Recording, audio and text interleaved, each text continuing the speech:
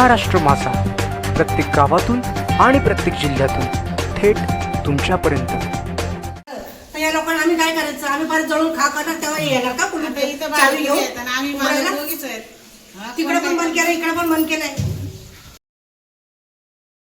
आतापर्यंत जो काय आम्ही कागदोपत्री व्यवहार म्हणजे जे काय कागदोपत्री आम्ही जे काय म्हणजे पूर्तता केलेली आहे नगरपालिकेला पण, आणि जो काय आम्हाला त्रास होत होता पोलीस स्टेशनला सुद्धा आम्ही याची प्रत दिलेली होती, त्याच्यावर काहीच कुठली कारवाई झाली नाही। त्याच्यानंतर रेसिडेन्शियल इमारतीचा कमर्शियल वापर, साई सिद्धी अपार्टमेंटमधील फ्लॅटधारकांचा आरोप। कर्जत शहरातील साई सिद्धी अपार्टमेंटमधील फ्लॅटधारकांनी बिल्डर राशिक गेहानी आणि रवी गेहानी यांच्या विरोधात गंभीर स्वरूपाची लेखी तक्रार कर्जत पोलीस ठाणे आणि कर्जत नगर परिषदेकडे दाखल केली आहे। रहिवाशांनी बिल्डरकडून फसवणूक, अविश्वासघात तसेच निवासी इमारतीचा व्यावसायिक वापर केल्याचा आरोप केला असून तातडीनं कारवाईची मागणी केली आहे।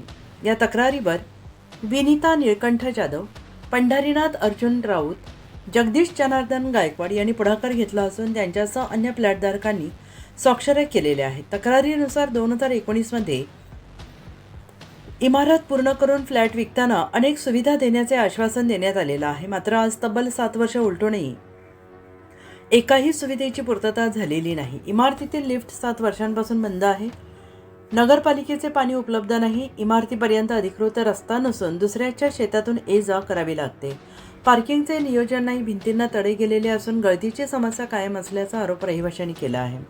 तसेच मीटरजवळील वीज केबिनला बिल्डरने टाय ठोकल्याने वीज संबंधित कामांमध्ये अडचणी निर्माण होत असल्याचे तक्रारीत नमूद करण्यात आले। रहिवाशांनी आणखीन एक गंभीर आरोप करत म्हटले की निवासी वापरासाठी मंजूर असलेल्या इमारतीचा कमर्शियल वापर सुरू करण्यात आलेला आहे। बाहेरून आलेल्या तरुणांसाठी येथे मिडलाईन नावाने कबड्डी अकादमी सुरू करून व्यावसायिक उपक्रम चालवला जात आहे। त्यामुळे इमारती सतत वर्दळ वाढलेली असून महिला, ज्येष्ठ नागरिक आणि कुटुंबियांच्या सुरक्षिततेचा प्रश्न निर्माण झाल्याचा दावा तक्रारदारांनी केला आहे। रहिवाशांचं म्हणणं आहे की या सर्व प्रकाराबाबत कर्जत नगर परिषद आणि कर्जत पोलिसांकडे वारंवार तक्रारी करण्यात आलेल्या आहेत आणि विशेष म्हणजे नगर परिषदेच्या अधिकाऱ्यांनी 2 वेळा प्रत्यक्ष पाहणी केली, मात्र त्यानंतर कोणतीही प्रभावी कारवाई झालेली नाही। उलट बिल्डर प्रशासनाला जुमानत नसल्याचा आरोप रहिवाशांनी केला आहे। दरम्यान बिल्डर राशिक गेहानी आणि रवी गेहानी यांच्या या प्रकरणावर अद्याप कोणतीही अधिकृत प्रतिक्रिया समोर आलेली नाही। ते मुंबई येथे वास्तव्यास अजून कर्जतमध्ये येत नसल्याचं रहिवाशांनी म्हटलं आहे।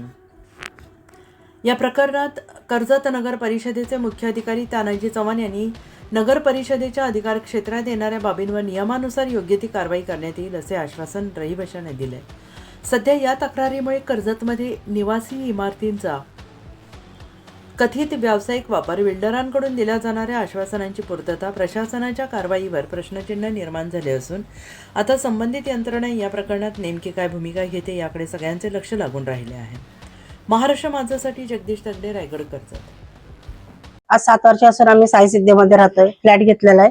आम्हाला फ्लॅट घ्यायच्या वेळेस सगळ्या सुविधा या जिथं ज्या लिहिल्या त्या सगळ्या सुविधा सांगितल्या होत्या, त्याच्यापैकी एकही सुविधा आम्हाला दिली गेली नाहीये आणि देतच नाहीये। आणि इथे अकॅडमीची मुलं इतके का मला अक्षरशः त्रास होतो। माझ्या समोरच्या रूम मध्ये ती मुलं आहेत, मी स्वतः ओनर असून मी दार उघडू शकत नाही, संध्याकाळी देवबत्तीच्या अगरबत्ती लावू शकत नाही का त्यांचं सगळं घाण सगळे पडलेले असतात।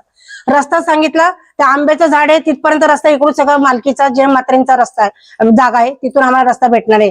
ज्यावेळेस ते कधी बांधकाम करते त्यावेळेस आम्ही कुठून जायचं? तिकडून ग्रामपंचायत मधून त्यांना रस्ता भेटतोय तर बिल्डर पैसे भरायला तयार नाही, मग आम्ही जायचं कसं? कुठून जायचं?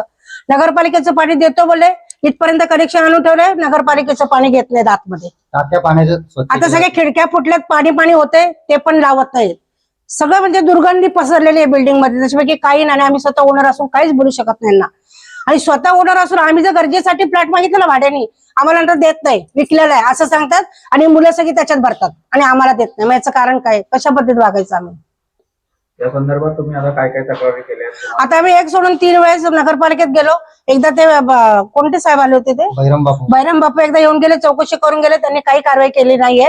आता स्वतः शिवसाहेबांकडे आम्ही सगळेजण गेलो, त्यांना सांगितलेलं आहे, त्यांचा माणूस येतोय, आता बघते ते काय करतात, नाही तर पुढची कारवाई करायला मी तयार आहे। आणि मीटरला पण दोन्ही बाजूला लॉक लावलेत। उद्या येता कदाचित जर काय झालं, कोणाच्या घरात आग लागली, मीटर वायर तुटली, तर हे लोक येईपर्यंत आमच्या घरात नुकसान करून आम्ही गप्प बसायचं का? आणि चाव्या यांच्या ताब्यात, टेरेसला सेल टाकून देतो तरी नाही। सुरुवातीला 3 ते 4 वर्ष आम्ही मेंटेनन्स दिला, मेंटेनन्स देऊन पण ह्यांनी जर काय केलं तर पुढचा मेंटेनन्स आम्ही का देणार? लिफ्ट बंद करून ठेवलेले आहेत। माझ्या मुलीचं शिजर झालं 18 टाके पडले पोरीला तरी लिफ्ट चालू केली नाही, कारण ह्या माणसाने शिव्या दिला. पोरीला 2 तास वरती चालत घेऊन गेलो मी हळूहळू, पण याने लिफ्ट नाही चालू केली. मी काय स्वतः फ्लॅट घेऊन किती वर्षांनी लिफ्ट चालू? 7 वर्ष पीठ घेतली तशी आम्ही राहायला तशी लिफ्टच चालू नाही, करतच नाही. सोसायटी आहे की? सोसायटी पण नाही. आम्हाला वकिलाकडे नेलं, सावंत वकिलाकडे फॉर्म तयार केला, सगळ्यांच्या सह्या घेतल्या आणि बघतात आता 3 ते 4 महिन्यात सोसायटी करतो, अजून तेही करत नाहीयेत. सोसायटी पण करत नाही. मग काय करायचं? आता मी सहाय्य निबंधक वाल्यांकडे जाणार, तिथं काय सोसायटीची असेल मी बघून घेणार, आम्ही सोसायटी आम्ही करणार, मग पुढे काय ते बघणार. आणि यालाही कुणी जर आम्हाला प्रतिसाद दिला नाही साहेब, तर पुढची कारवाई करायला मी तयार आहे. नाही तर बिल्डरला सांगायचं आमचे पैसे दे, आम्ही इथून बाजूला जातो, विषय संपतो. आणि आम्हाला मला पण त्याने डायरेक्ट इथं अकॅडमीचं नाव दिलं तरी आम्हाला गरज नाहीये, आम्हाला तरी आमचे पैसे द्यायचे. घेताना मी निलकंठ जाधव गेली 7 वर्षापासून इथे राहतोय. सुरुवातीला मी 1-2-3 महिने फ्लॅट भाड्याने घेतला होता. त्याच्यानंतर मी येथील जे राकेश दुधानी म्हणून केअरटेकर आहेत बिल्डरचे, तर त्यांनी मला सांगितलं की इथे चांगलं वातावरण आहे, तुम्ही इथे फ्लॅट घ्या, स्वस्त मध्ये तुम्हाला फ्लॅट देतो. तर मी इथे 30 लाखाचा फ्लॅट घेतला त्यांच्या सांगण्यावरून. त्यांनी सांगितलं ज्या ज्या सुविधा आहेत त्या तुम्हाला सगळ्या मिळतील, इथे रस्ता आहे, पाण्याची व्यवस्था आहे चांगली, त्याच्यानंतर इथे पूर्णपणे बिल्डिंग रेसिडेन्शियल आहे, दुसरी गोष्ट इथे गार्डन आहे. ह्या आता जर बघायला गेलं तर त्या सुविधा आम्हाला आतापर्यंत मिळालेल्या नाहीयेत.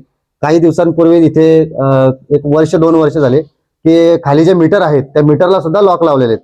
आता माझ्या मिसेसने सांगितलं की उद्या जर काही एखादी घटना घडली किंवा काही जळालं किंवा काय झालं तर आम्ही मेन स्विच बंद कसा करायचा, हे नुकसान आहे. तिसरी गोष्ट, आज गेले कित्येक वर्ष झाले की पाण्याच्या टाक्या स्वच्छ करत नाही. नगरपालिकेचं पाणी नाही पण बोरिंगचं आहे, पण बोरिंगच्या पाण्यामध्ये इतके क्षार येतात, दरवेळेस कोण ना कोण आजारी पडतं इथं. त्याच्यावर निर्बंध कुठलंच नाही लादले जात. पाण्याच्या टाक्यांमधून नळांमधून आळ्या येत आहेत, आता सुद्धा येत आहेत आळ्या, इतकी परिस्थिती बिकट आहे. त्याच्यानंतर काही जे रस्त्याचे मुद्दे मांडले आम्ही काही दिवसांपूर्वी, तर आम्हाला सांगितलं सोसायटी करू. सोसायटी करायला आम्ही सगळेजण एकत्र आलो. भरत वकील म्हणून यांच्याकडे आम्हाला त्यांनी घेऊन गेले, स्वतः आले, त्यांचे केअरटेकर, सह्या केल्या, पेपर दिले. 2 महिन्यात करतो, 3 महिन्यात, आतापर्यंत तेही केलं नाही.